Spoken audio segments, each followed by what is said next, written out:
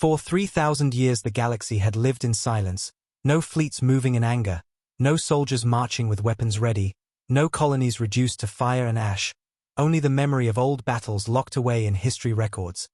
The scars of ancient wars slowly fading into stories told by teachers and forgotten by children. And in that endless calm, alien empires turned their fleets into monuments. Their mighty warships resting in orbital museums above jeweled worlds, their soldiers becoming historians, tour guides, and peacekeepers, their generals writing books about strategies that would never again be tested, and the galaxy itself began to believe that war was something primitive, something impossible, something that belonged only to the past.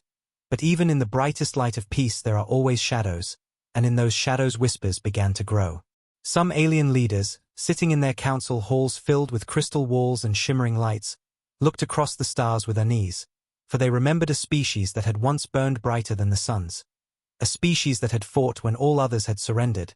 A species that was now quiet, almost too quiet. That species was humanity, and though Earth remained part of the council, though human fleets were small, though their colonies were scattered and humble, their silence was unsettling, like the silence before a storm. The Andori, a proud reptilian empire with long memories of conquest, were the first to voice their fear, saying to the chamber, "Peace has weakened us, and it hides the dangers that still live.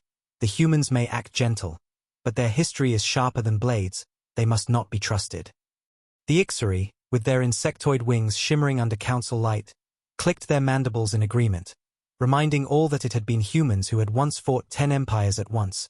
Humans who had survived on death worlds that no other race could endure. Humans who had turned barren rock into fortresses. But others laughed at these fears, dismissing them as paranoia, saying humanity had changed, that humans had become merchants, explorers, and scientists, that they no longer carried the fire of old wars, that Earth was only a pale shadow of the warrior world it once was. But the whispers did not end.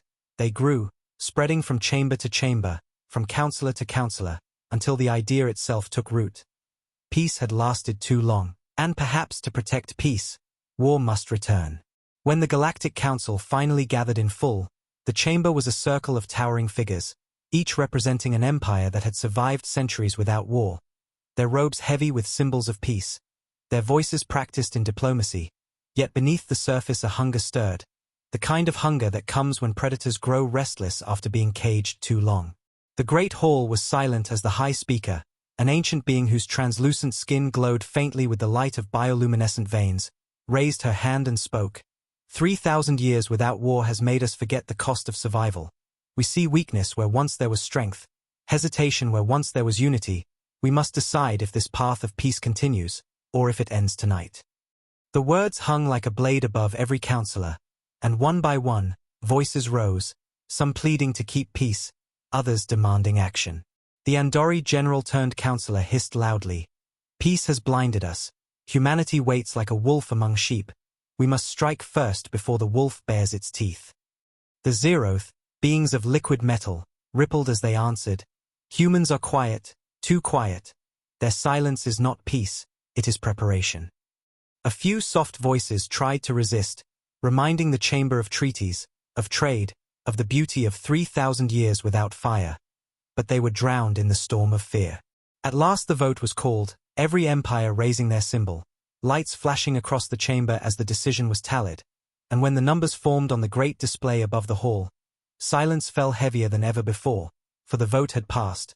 By majority, the Galactic Council had chosen to end the peace, their first target declared, Earth. The chamber itself seemed to shiver with the weight of the decision, and some councillors who had voted yes felt a coldness inside them, an unease they could not name, as though they had unleashed something they could never control. But the majority cheered, convinced they were protecting themselves, convinced humanity would fall quickly, convinced war would be easy after centuries of peace. In secret, fleets began to move, not museums this time, but real warships hastily reforged from patrol vessels, old designs pulled from archives, new weapons rushed from factories that had not built death for 1,000 years. The galaxy thought it was ready, but the galaxy did not understand humanity. On Earth, the message of war was received in silence, long silence, as if the planet itself was holding its breath, and across the stars in human colonies, workers paused, children stared, soldiers clenched fists, and leaders exchanged quiet looks. And then, something strange began to happen. Instead of panic, instead of cries, instead of fear, laughter rose, not mad laughter, but steady, calm, terrifying laughter, and those who heard it felt their blood run cold. Because no one could understand why humans would laugh when the galaxy had just voted to destroy them. The hook grew tighter, the mystery deeper, for humanity had waited in silence for 3,000 years. And now, with war returning, their answer would not be fear. It would be something else, something the galaxy could not yet see. The vote had been cast, the peace was broken, the war had begun, but only the humans knew what they had truly been preparing for, and in the shadows of the silent galaxy, their laughter was the first sound of fire to come. Earth received the Council's message in silence, the words written in fire across every broadcast. Humanity is a danger, war begins now. And across the scattered colonies of mankind screens went dark after the announcement, leaving only reflections of shocked faces staring. Into the emptiness, farmers on distant moons froze in their fields, miners deep under asteroids dropped their tools, and children in schools looked up at teachers who had no answers. For after 3,000 years of peace, no one alive had ever heard a declaration of war. Yet even as panic threatened to rise, something strange settled over the human worlds, a quietness deeper than fear. Leaders of Earth gathered in the great chamber beneath the capital, men and women who carried old scars of politics but no scars of battle, their faces pale at first, then hardening with each word of the Council's message replaying on the holo screens. And when the silence stretched too long, one of them finally spoke. They believe we are weak, they believe our silence was surrender, but they do not know what sleeps beneath that silence. And others nodded because though the galaxy had forgotten, humanity had never truly trusted peace. Hidden deep in the oceans of Earth, bunkers that had not been opened for centuries began to hum with life, lights flickering in long corridors, machines roaring awake like giants stretching after endless slumber. And in the skies above, satellites that seemed dead to alien eyes turned slowly, releasing coded signals across the void. A language older than any treaty, a signal only human ears could understand. On Mars, inside a dome city, a worker turned on his communicator and began to laugh, the sound spreading from one to another until the entire mining colony shook with a strange chorus of laughter. And when alien spies hidden among them recorded the sound and sent it back to their masters, the alien generals were confused, disturbed, some even angry, demanding, why do they laugh when they face death? But no answer came. Across the galaxy the laughter spread, through colonies, through fleets, through hidden stations, and wherever the sound echoed, human eyes grew brighter, colder, sharper, like soldiers awakening from a long sleep, and still the aliens could not understand. The Andori commander who had pushed hardest for war slammed his claws against a council table, his voice full of rage. This is not fear, this is not madness, this is something else, they mock us. But even as he spoke, reports arrived that strange transmissions were being detected near asteroid belts, near abandoned moons, near dead stations that had been thought empty for centuries. The council demanded answers, but their spies could find none. For every time they tried to follow the signal, their ships vanished into blackness, their crews never returning. Meanwhile on Earth, in an underground hall lit only by red lights, human generals stood before vast screens showing maps of stars, and one of them said in a low voice, 3,000 years they forgot war, but we never did. Our ancestors built weapons they thought we would never need. They told us to guard them, and we did. Now the galaxy has asked for war, so war they will have. And as he spoke, ancient codes were unlocked, codes passed in secret from generation to generation, until now they were used, and as the last lock broke, the Earth itself seemed to shudder as titanic factories buried deep under mountains began to roar with power, forging steel that no alien had ever seen. In space above Neptune a silent shape drifted, so massive it looked like an asteroid, but when the human signal reached it, the surface cracked open, revealing engines older than empires, and the first of the sleeping giants woke. Still the council believed humanity had little strength. They told themselves laughter was a mask for fear, that human fleets were small, outdated, that Earth would burn quickly, yet unease crept through their ranks because none of their spies could explain the silence that followed the laughter, a silence that felt heavy, waiting, like the dark before lightning. On colony worlds alien patrols moved quickly, seizing trade routes, cutting communications, surrounding human settlements, but instead of begging for mercy or offering surrender, The humans looked at them with cold eyes, silent, then smiling, and the alien soldiers reported back that they felt something wrong, something unseen, as if every human was hiding a secret they dared not speak aloud. Back in the council chamber, another vote was called, this time to decide how strong the strike against Earth should be, and while most demanded everything at once, to crush the humans completely, a few warned caution, their voices small but sharp. If they are laughing, it is not because they are broken, it is because they are ready. But the warnings were drowned by the pride of empires who had not seen real war for 3,000 years. And so the orders were given, fleets prepared, weapons armed, and the galaxy moved to burn Earth. Yet none of them knew that by declaring war, they had already walked into humanity's trap, for the laughter was not fear, it was the signal, the final warning before the storm far from the bright cities of Earth, hidden in places where no alien spy dared to look, the true face of humanity was awakening. For while the galaxy believed humans had grown soft, had turned their fleets into cargo ships and their soldiers into merchants, beneath the surface of oceans, inside hollowed-out moons, and buried deep under frozen planets, humanity had hidden something vast, something old, something dangerous, the sleeping giants.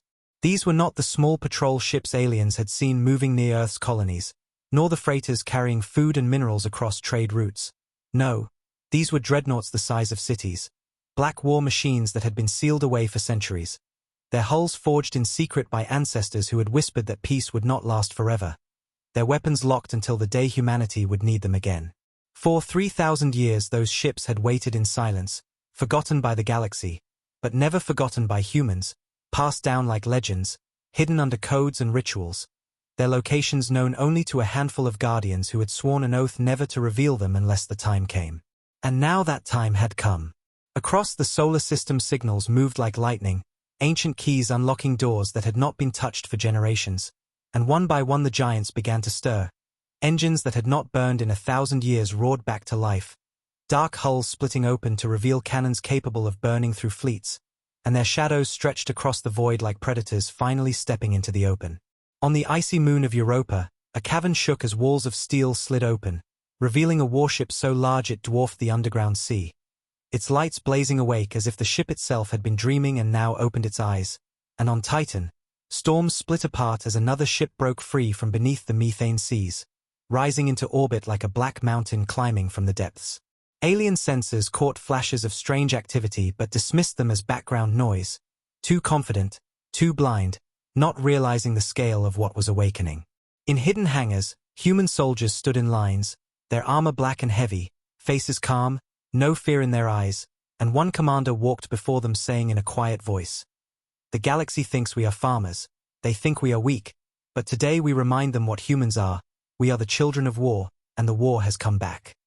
The soldiers did not cheer, they did not shout, they simply nodded, silent and cold, for laughter had already filled their hearts, not the laughter of madness but the laughter of those who knew the enemy had no idea what waited for them. The Galactic Council still thought Earth was defenseless, their spies reporting only small fleets and outdated weapons. But every hour that passed pulled the veil thinner, until soon the galaxy would see the truth. Reports trickled in from alien patrols that had gone missing near asteroid belts. Ships that had sent out a final scream before vanishing into silence, but the Council ignored them, calling them accidents, technical failures, unlucky pirates. Yet deep down some leaders felt a chill, a whisper that perhaps the humans had not been so idle after all. On Earth, in command bunkers beneath mountains, screens glowed as maps filled with signals of awakening ships, and one human general whispered to another. For 3,000 years the giants have slept, and in their sleep they grew hungry, now they rise, and the galaxy will remember fear. The words echoed through the halls as more ships came alive, battleships with weapons unknown to alien science, stealth craft designed to vanish even in open space, carriers so massive they could launch thousands of fighters at once. The laughter that had begun as a strange signal now mixed with the sound of engines, filling the stars with a terrifying harmony, and though aliens tried to intercept it, their machines broke, their decoders failed, because the message was not for them, it was for humans alone, a signal of unity, of awakening. Soon the first of the giants moved into position, slipping out of their hiding places and vanishing into dark space, waiting for orders, their black hulls invisible to alien eyes. The galaxy still believed humanity was silent, But in truth humanity was speaking louder than ever, only in a language no alien could understand, the language of war returning, the language of giants opening their eyes after endless sleep.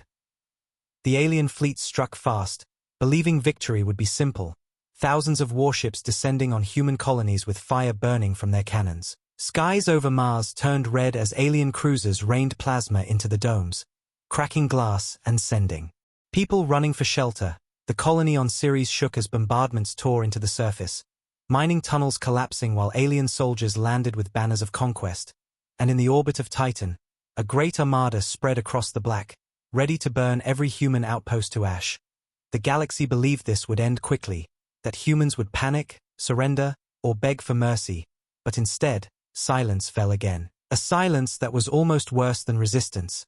And then, without warning, the silence broke in fire. From the darkness of the void, black shapes appeared, massive, impossible, moving like predators that had been waiting for prey to step into their jaws. The sleeping giants of humanity finally showed themselves. Dreadnoughts the size of cities with hulls so dark alien scanners could barely track them. Their engines lit with blue-white fire as they roared into battle, and with a single opening volley, the illusion of easy victory shattered. One alien fleet that had surrounded Mars was erased in seconds. Human cannons fired beams of light so concentrated they cut through entire squadrons as if they were paper.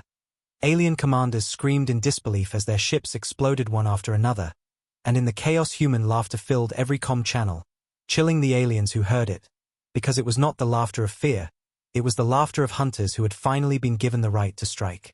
On Ceres, as alien dropships poured soldiers into the mines, the ground itself split open, and from the depths rose human war mechs, titans of steel that had slept under the rock, their eyes glowing red as they tore through alien ranks, each swing of their arms crushing vehicles, each weapon burning holes through armor. The miners who had once been helpless now stood beside them, armed with rifles pulled from secret caches, fighting with a fury no alien expected. At Titan, the alien armada thought itself safe, but when the methane seas erupted and a black shape rose from beneath the waves, larger than any ship they had ever seen, the battle turned into horror. The ship's cannons unleashed storms that vaporized entire fleets, and in less than an hour what had begun as an invasion turned into a massacre. Reports spread across the galaxy like wildfire, alien fleets screaming distress calls, council worlds watching in disbelief as images of destroyed squadrons filled the broadcasts. The mighty armada sent to humble humanity was being broken like glass, and everywhere the same message echoed: humans were not weak, humans had not forgotten war, humans had been waiting. The council chamber filled with chaos as leaders demanded answers, some insisting the reports were lies, others begging for retreat before more fleets were lost. But the truth could not be denied. Human power was real, human fleets were awake, and the colonies that were supposed to burn now stood surrounded by the wreckage of alien warships. And still, through every frequency, every battle, every dying transmission, the sound of laughter carried, steady and haunting, until alien soldiers whispered among themselves that it was not humans they were fighting, but something older, something unstoppable, something that had been born from silence and now returned in fire across the galaxy. As the first human victories echoed, something even stranger began to spread, not the sound of weapons, not the roar of engines, but the sound of laughter. It carried through battle frequencies, through hacked council channels, through distress calls of dying alien ships, a sound that confused, terrified, and enraged every alien who heard it. For they could not understand why humans laughed when war had returned. On Mars, as alien survivors retreated from burning skies, human soldiers stood over the wreckage of enemy ships, their helmets reflecting fire, and on open comms they laughed, a deep, steady sound that rolled across space. And the alien commanders listening shivered, whispering to each other that this was not the madness of fear, it was the madness of confidence. On Ceres, miners who had fought beside war mechs carried alien weapons in their hands, standing among the ruins, laughing openly as they transmitted their voices on wideband signals, their laughter mixing with the static so that every alien within range could hear. And when alien soldiers tried to jam the signal, the sound only grew louder, as if the humans wanted the galaxy to hear. At Titan, after the alien armada had been shattered, the human dreadnoughts floated in silence, their cannons cooling, and then one by one their crews opened channels and began to laugh, thousands of voices overlapping, so eerie and cold that alien scouts who picked up the signal fled in panic, reporting that the humans were not celebrating, they were mocking the galaxy. Soon, across human space, laughter became a weapon, used deliberately, not just as noise but as a message. It echoed before attacks, during battles, and even after victories, and alien soldiers began to say that if you heard the laughter, you were already dead. The Galactic Council met again, their chamber filled with fear, leaders arguing, some demanding a stronger strike, others shaking with unease, saying, they should be afraid, yet they laugh, what does it mean? And no one had an answer. Reports piled in of fleets destroyed, of colonies retaken, of human power growing each day. But the most frightening report was always the same. The humans were laughing, and they did not stop.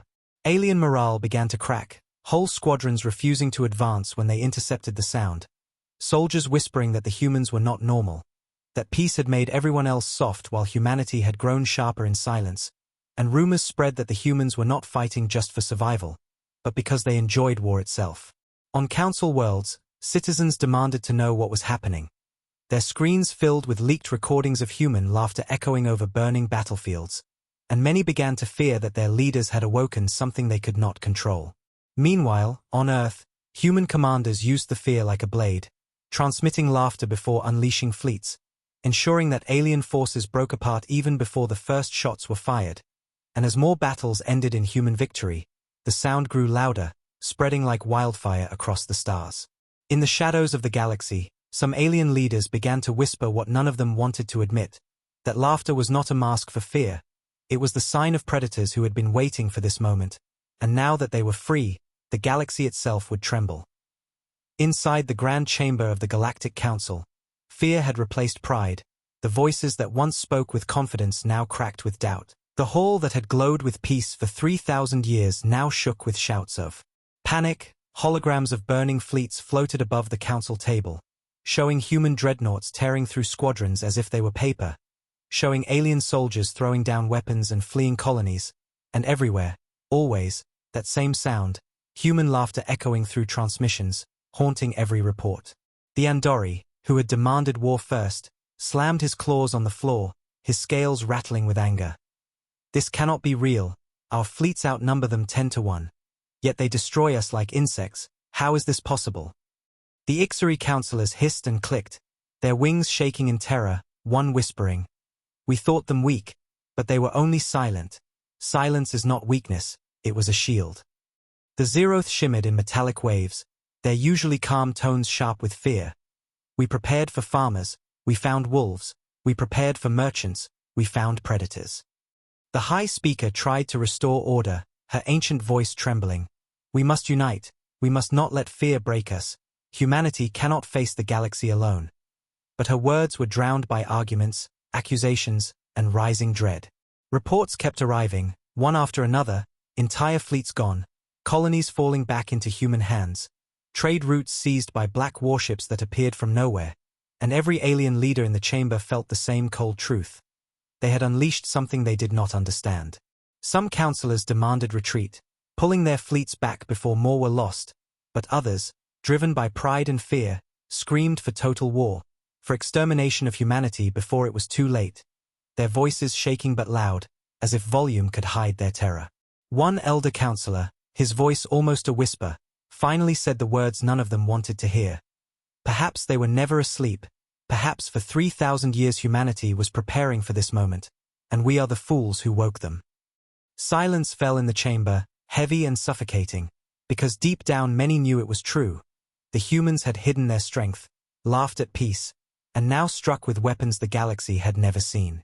In the shadows of the chamber, younger councillors exchanged fearful glances, some imagining human dreadnoughts already moving toward their homeworlds, some imagining the laughter filling their skies, and doubt began to crack their unity, suspicion spreading that maybe the humans would not stop at defense, maybe the humans would burn the galaxy in revenge. Outside the chamber, alien citizens saw the broadcasts, saw their leaders panic, and for the first time in centuries fear swept through entire empires. Riots breaking out, soldiers refusing orders, fleets hesitating to move forward. The Galactic Council, once the symbol of unity, now looked like a cage filled with terrified animals, scratching at each other as fire closed in from all sides. In the end, no decision was made, no plan agreed upon, only fear and silence, and in that silence the sound returned, the sound every counselor dreaded, carried through intercepted human signals, deep, steady, endless laughter, reminding them that the humans were coming, and nothing in the galaxy could stop it. The war shifted. What began as sudden defense now turned into a storm of attack. Human fleets no longer waited in silence. They moved outward, striking deep into enemy space. Their dreadnoughts tearing through patrols, their carriers launching endless waves of fighters, and every battle became a lesson the aliens had forgotten. That humans did not fight like the Council fleets. Humans fought with fury, with tricks, with cunning traps that left alien commanders confused and broken. On the border of Andori space, a great alien fleet waited, confident that numbers would win. Thousands of cruisers lined up in perfect formation, shields raised, weapons glowing. But when the humans arrived, they did not come in one line, they did not fight by the rules. They split into dozens of small groups, weaving through asteroid fields, hiding in radiation clouds, using the environment itself as their weapon. And when the first human dreadnought unleashed its cannon, the entire Andori front collapsed in fire. Survivors screamed on open channels, "They do not fight fair, they fight like predators." And then their signals went dark. In Ixari space, where insectoid armies marched with discipline, human strike teams landed on the ground, black-armored soldiers moving like shadows, using tunnels, storms, even the terrain itself to trap their enemies, and entire divisions vanished in the night. Their last sounds the echo of human laughter. Across the galaxy, the balance shifted. Colonies that had been forced under alien rule rose up again. Emboldened by the sight of human warships tearing through skies, prisoners escaped, rebels armed themselves, and in less than weeks the Council began to lose not just battles but control. The Council chamber filled with panic reports, their maps covered in red marks spreading outward from human space, and one leader cried out, "They are not defending anymore, they are conquering." The High Speaker tried to calm the chamber. But no one listened. Fear had already broken unity. Some empires pulling fleets back to protect their own worlds. Others still trying to fight but losing more with every clash. Alien generals began to admit the truth in secret messages. Humans were unpredictable. Humans did not follow patterns. One battle they attacked head-on with brutal force. The next they vanished into the void only to strike from behind. No strategy could pin them down. And through it all the laughter continued, sent through hacked frequencies, played during boarding assaults, whispered over burning comms so that every alien soldier began to dread it. Some throwing down weapons before even seeing the humans, because the sound alone promised death. On Earth, human commanders studied each victory with cold focus, not celebrating, not relaxing, only moving to the next step, one general whispering to another. For 3,000 years they believed we were quiet, but in silence we learned everything about them, their strengths, their weaknesses, and now every battle is ours. The turning battle had come, and the galaxy realized with terror that this was no longer about defending Earth. Humanity was on the move, humanity was pushing forward, and nothing seemed strong enough to stop them. The Galactic Council, broken by fear and humiliated by defeat after defeat, finally united in desperation, and from every empire their last hope was forged, the Burning Armada, a fleet so large it blotted out stars. Tens of thousands of warships gathered from every corner of the galaxy, from ancient cruisers pulled out of museums to brand new battleships rushed from factories, all painted with the banners of vengeance. Their commanders swore they would end humanity once and for all, no matter the cost, and when the fleet moved, the very void trembled with its weight. Alien citizens cheered in fear and hope, believing this great armada would crush the humans, that no single species could stand against such power, and even some counselors allowed themselves to breathe, whispering, "At last, we will end the laughter." But humanity was already waiting. In the hidden shipyards orbiting Neptune, in black docks carved inside dead moons, the giants of Earth stood ready, not just dreadnoughts this time, but superdreadnoughts, warships larger than cities, their hulls armored with alloys no alien weapon had pierced before, their cannons capable of burning entire fleets in a single volley, and when the Burning Armada entered human space, the trap was already set. At first the aliens advanced with confidence, their ships filling every sensor, their weapons glowing like stars, and then the darkness shifted, the void itself moved, and from the black rose the human fleet, not thousands, not tens of thousands, but fewer, far fewer, yet so massive, so terrible, that the alien commanders froze in disbelief, for never in the history of the galaxy had such ships existed. The first clash was a storm, the armada unleashing a wave of fire meant to annihilate everything. But the human shields held, and when the humans answered, the galaxy burned. One volley from a single human superdreadnought erased an entire alien formation, the shockwaves tearing through allies and enemies alike, and the laughter returned, echoing across every channel, rolling over the battlefield until alien soldiers screamed that the humans were not fighting a war, they were enjoying it. The armada tried to adapt, to swarm the giants, but humans had learned from 3,000 years of silence, they had studied, they had prepared, and their weapons turned the perfect formations of the armada into chaos. Their stealth craft darted through the gaps, ripping carriers apart. Their war mechs launched from hidden bays, boarding ships and slaughtering crews in silence before leaving only the sound of laughter on open comms. Alien commanders shouted for retreat, others for reinforcement. But the armada could not retreat. It was too large, too slow, too proud, and one by one, piece by piece, the greatest fleet in history burned in human fire. In the council chamber, leaders watched the destruction unfold, their voices gone, their faces pale, their hands shaking, for they had sent their strength, their future, their hope, and it was dying before their eyes, and the only sound that filled their chamber, carried through hacked transmissions by humans themselves, was that same deep, steady, terrifying laughter. When the last great carrier of the armada cracked open in flame, when the wreckage drifted like broken bones through space, the galaxy realized the truth. The war was not ending, it was only beginning, and humanity, once silent, once patient, now moved forward with unstoppable fury, their laughter promising fire for all who had dared to strike them first. The destruction of the burning armada shook the galaxy to its core. Worlds that had believed in the Council's power now stared at their skies. In terror, wondering if human warships would appear above them next, alien citizens whispered in marketplaces and temples. The armada was everything, if it burned, what hope do we have? Panic spread like fire, some colonies rioted against their own rulers, blaming them for provoking the humans. Others begged for surrender before it was too late.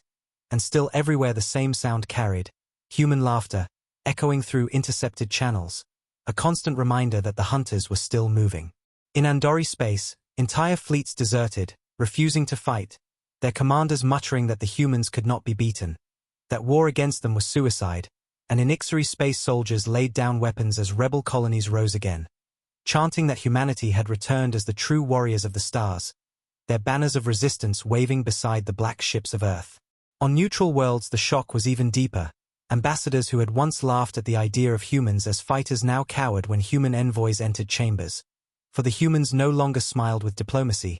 They only spoke in calm voices, their eyes cold, their words sharp, promising peace only if the galaxy bent to their will. The council chamber itself became a place of dread, where leaders once argued with arrogance they now sat in silence, watching reports of one loss after another, their maps turning red as human fleets pushed deeper, capturing strongholds that had stood untouched for centuries, and some counselors whispered that perhaps the humans were no longer defending at all, perhaps they were conquering. When human dreadnoughts entered the orbit of a major Zeroth world, the shock reached its peak, because the Zeroth had been considered invincible in their liquid metal fortresses. Yet their defenses fell in hours, their fleets scattered, and broadcasts showed human soldiers walking calmly through streets filled with terrified civilians. Leaving behind not destruction but silence. Silence broken only by the faint, haunting laughter carried over comms. The galaxy had thought humanity's silence was weakness, but now they saw it had been patience. 3,000 years of patience forged into weapons sharper than anything the Council had ever imagined, and now those weapons cut across the stars without hesitation. Fear turned to despair as reports arrived that human fleets were moving toward the core systems, the very heart of the Council, their advance steady, unstoppable, like a storm no one could outrun. Even the High Speaker, who had once spoken with confidence, sat with her glowing veins dimmed, her words shaking as she whispered, "We thought we ended peace, but we ended ourselves." Across the stars alien children asked their parents what the laughter meant, and the parents could give no answer, for even they did not understand. All they knew was that every time it came, another fleet vanished, another world burned, another empire fell. The shock of the galaxy was not only in the losses, it was in the realization that the humans had never been prey, they had always been predators, and now, after centuries of silence, the predators had come to claim their place among the stars. The war that began with fire now ended with silence, but it was not the same silence the galaxy had known for 3,000 years. This silence was heavier, darker, filled with the ruins of fleets and the ashes of empires. It was the silence of surrender, of fear, of a galaxy bowing its head before the humans. The Galactic Council, once proud and unshaken, now sat broken, their chamber dim and cold, the great banners of peace torn and hanging like rags, their voices gone, their eyes hollow, for they had gambled everything to destroy Earth and had lost everything instead. When the first human dreadnoughts appeared over the Council's own homeworlds, their massive hulls blotting out the light of suns, no resistance came, no weapons fired, because every soldier, every ship, every leader knew it would be pointless. The laughter had already broken them long before the cannons fired. Human commanders sent their terms not with arrogance but with a chilling calm. You declared war on us, now you will live under our terms. If you want peace, you will keep it, but it will be the peace of humanity, not the peace of weakness. Some counselors tried to beg, others tried to negotiate, but their voices shook too much to carry meaning, and the humans only watched them with cold eyes, waiting for silence, and when it came, the humans spoke again. The age of illusions is over.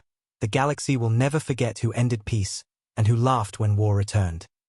Across the stars, alien citizens watched in despair, yet many also watched in awe, because for centuries they had seen their rulers grow soft, greedy, lazy under peace, and now they saw a species that had kept its edge, a species that had hidden its fire until the moment it was needed, and even though fear filled their hearts, respect began to burn as well, respect for the humans who had done what no one else could.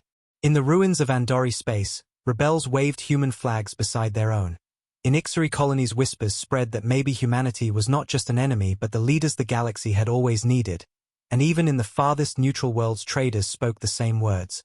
The humans remembered war, and because they remembered, they survived. On Earth, there was no celebration, no fireworks, no parades, only a quietness across the cities, as if the planet itself knew the price of victory. Yet beneath that silence there was strength, because humanity had shown the galaxy its true face, and the galaxy would never forget it.